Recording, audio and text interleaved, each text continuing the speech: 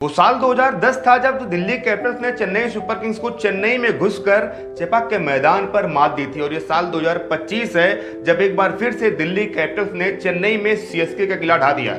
जी आप देखेंगे तो ये कहीं ना कहीं चेन्नई सुपर किंग्स के लिए एक शर्मनाक हार है। और इस शर्मनाक हार के पीछे 5 सबसे बड़ी वजह क्या है उस पर हम बात करने वाले हैं। उसके पहले आप देखेंगे तो शायद साल 2025 का जो ये सीजन है चेन्नई सुपर किंग्स के लिए, या फिर आप बात कर लें महेंद्र सिंह धोनी के लिए, बहुत ही ज्यादा अनलकी साबित हो रहा है। साल 2024 में महेंद्र सिंह धोनी जब बल्लेबाजी करने आते थे तो उनका जो स्ट्राइक रेट रहता था 200 के ऊपर रहता था। लेकिन आज इस मैच में जब एक बार सबको उम्मीद थी कि यहाँ पर महेंद्र सिंह धोनी अपना मैजिक दिखाएंगे, यानी कि माही अपना मैजिक दिखाएगा और पूरे स्टेडियम में चेपाक के मैदान में जहां लगभग 95% जो दर्शक थे वो चेन्नई के सपोर्टर थे, एक बार फिर से कमेंट्री से आवाज आएगी कि माही मार रहा है। लेकिन ऐसा कुछ नहीं होता है। महेंद्र सिंह धोनी पूरी तरीके से फ्लॉप हो जाते हैं और अपने पहले 20 गेंदों में मात्र 22 रन बना पाते हैं। धोनी जब बल्लेबाजी करने आते तो आप देखेंगे वहां पर रिक्वायर्ड रन रेट जो था वो मात्र 15 का था। और 15 का रिक्वायर्ड रन रेट धोनी ने कई बार कवर किया है और कई बार धोनी ने लास्ट के ओवर में 20 रन 22 रन यहाँ तक कि 24 रन बनाकर वो टीम को अपने जीत दिलाए हैं। लेकिन एक समय ये आया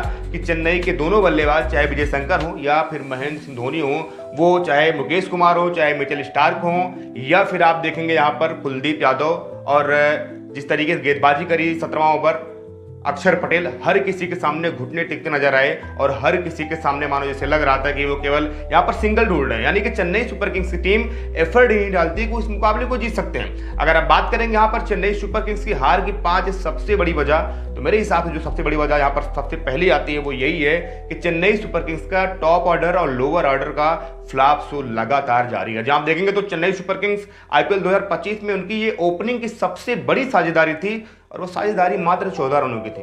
आप अंदाजा लगाइएगा कि जिस टीम की 4 मैचों में सबसे बड़ी साझेदारी ओपनिंग के 14 रनों की होती है वो टीम मुकाबले को कैसे जीत पाती है। और इस आईपीएल 2025 में ऐसा हुआ कि जो टीम पावर प्ले में मैच जीतती है, यानी कि पावर प्ले में अगर आप अगली टीम से ज्यादा रन बना लेते हैं तो उस मुकाबले को 85% टीम ने मुकाबला जीता। और यहाँ पर चेन्नई का जो स्कोर था पावर प्ले में आप देखेंगे तो मात्र 46 रन था और उन्होंने अपने 3 विकेट गंवा दिए। वहीं पर दिल्ली कैपिटल्स ने 51 रन बनाए थे और मात्र 1 विकेट गंवाए थे। यानी कि Chennai super Kings power play में मैच हारती है, उसके बाद लगातार इनके विकेटों का पतझड़ शुरू होता है। महेंद्र सिंह धोनी आते हैं, लगता है कि यहाँ पर धोनी कमाल करेंगे, लेकिन धोनी पूरी तरीके से फेल हो जाते हैं। हम बात कर रहे थे यहाँ पर मिडिल और टॉप ऑर्डर की, तो मिडिल ऑर्डर में आप देखेंगे चाहे यहाँ पर जडेजा हो या फिर शिवम दुबे हो या ऋतुराज गायकवाड़ हो, ये पूरी तरीके से फेल रहे। लोअर ऑर्डर में आप देखेंगे तो चाहे यहाँ पर अश्विनी हो, चाहे धोनी हो, चाहे शिवम दुबे हो, ये, और यहाँ पर चाहे विजय शंकर, हालांकि उन्होंने आप देखेंगे तो 69 रनों की पारी खेली, लेकिन वो शायद 69 रन बेकार गया उनका, क्योंकि 54 गेंदों का सामना उन्होंने किया था। अगर इन 54 गेंदों में विजय शंकर ने लगभग 82 या 95 रन 90 रन बनाए होते तो शायद ये मुकाबला कुछ और होता। यानी कि जो सबसे बड़ा रीजन रहा कि चेन्नई का टॉप ऑर्डर और मिडिल ऑर्डर पूरी तरीके से ध्वस्त रहा। और जो दूसरा कारण रहा वो यही रहा कि महेंद्र सिंह धोनी का फ्लॉप शो 2025 के आईपीएल में लगातार जारी है। कहते हुए मुझे थोड़ी हिचकिचाहट हो रही है, क्योंकि वाकई में भी धोनी का बहुत बड़ा प्रशंसक हूँ। पिछले आप देखेंगे तो जब से आईपीएल शुरू हुआ 2008 से लेकर 2025 तक मेरा ना तो कप्तान बदला है, ना ही मेरा कोई फेवरेट प्लेयर बदला है। मेरा जो फेवरेट प्लेयर रहा, यानी कि जो मेरा पसंदीदा क्रिकेटर रहे, वो लगातार महेंद्र सिंह धोनी रहे। लेकिन धोनी ने जिस तरीके के साथ बल्लेबाजी करी, ताजुब लगता है यार कि अगर आप मैच जीतने आए तो आप कम से कम जीतने के इंटेंट से जाओ।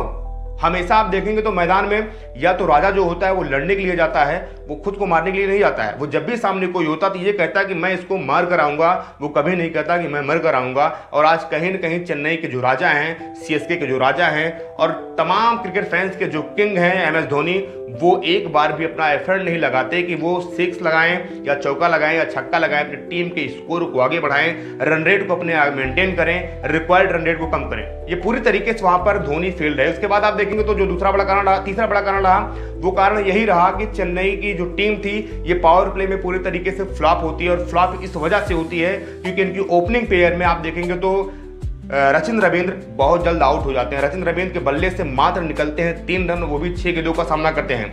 बहुत दिन बाद यहाँ पर अपने चौथे मैच में वापसी कर रहे थे डेमन कानवे, उनसे सबको काफी ज्यादा उम्मीदें थी कि कानवे अच्छी बल्लेबाजी करेंगे, लेकिन कानवे भी पूरी तरीके से फ्लॉप रहते हैं और 13 रन बनाते हैं और 14 गेंदों को सामना करते हैं। उसके बाद आप देखेंगे तो ऋतुराज गायकवाड़ भी फ्लॉप रहे, शिवम दुबे भी फ्लॉप रहे यहाँ पर, महेंद्र सिंह धोनी भी फ्लॉप रहे यहाँ पर, विजय शंकर ने हालांकि 69 रनों की पारी खेली, 65 रनों की पारी खेली उन्होंने, 54 गेंदों में। लेकिन इस पारी का कोई मतलब नहीं था, क्योंकि अगर आप मैच नहीं जिता पाते हैं, अगर आप लगभग आधे ओवर यानी कि 20 ओवर में अगर आप देखेंगे तो 120 गेंदें होती हैं और 54 गेंदें अकेले खेले थे, यानी कि मात्र 6 गेंद कम ये पूरा मैच अकेले खेल कर जाते हैं और टीम के लिए कोई एफर्ट नहीं। जैसा लगता है वहां पर जाकर टेस्ट खेल रहे हैं, वहां पर अपने लिए खेल रहे हैं, अपने सम्मान के लिए खेल रहे हैं, टीम से उनको कोई मतलब नहीं है। फिर आप देखेंगे तो चौथी वजह यहां पर यही रही कि चेन्नई की जो गेंदबाजी है वो पावर प्ले में उतने अच्छे से उसको उपयोग नहीं कर पाए। या आप ये कह लें कि चेन्नई की गेंदबाजी में पथरानों को आप छोड़ दें, खलील को छोड़ दें आप, और यहाँ पर छोड़ दें नूर अहमद को, बाकी इनके जितने गेंदबाज थे वो पूरे तरीके से बेअसर साबित होते। चाहे वो